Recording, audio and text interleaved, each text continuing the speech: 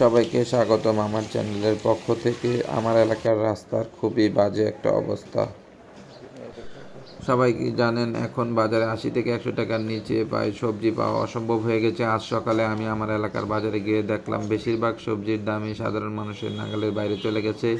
সব মিলিয়ে বাজারে এখন আর কোনো স্বস্তি নেই। চলুন জেনে নেওয়া যাক আজকের বাজারের সবজি এবং তরকারির দর নিয়ে।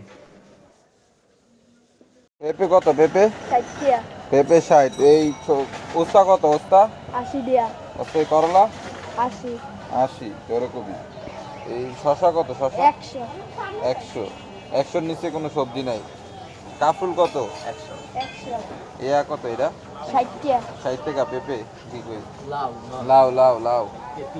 মুহি কত? মুহি 80 দিয়া আর এই ছোট বেগুন কত টাকা? 100। আর বড়টা 100। আর এই যে সাজনা সাজনা কত? 200। আর ইয়া ঢেঁড়স কত? 150। 40 টাকা। হুদা 40? এটাই খালি কম পাইলাম।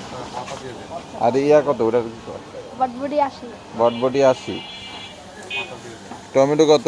টমেটো 60 60। আম 40। আম 40। মরিচ কত?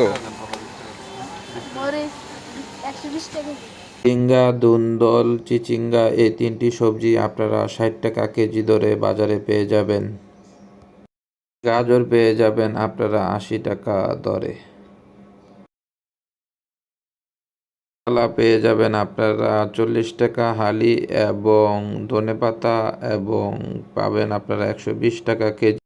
মিলিয়ে সবজি এবং তরকারির বাজার আমাদের সাধারণ মানুষের নাগালের বাইরে। সবাই আমার চ্যানেলটি সাবস্ক্রাইব করে পাশে থাকবেন নিয়মিত বাজারের আপডেট পেতে।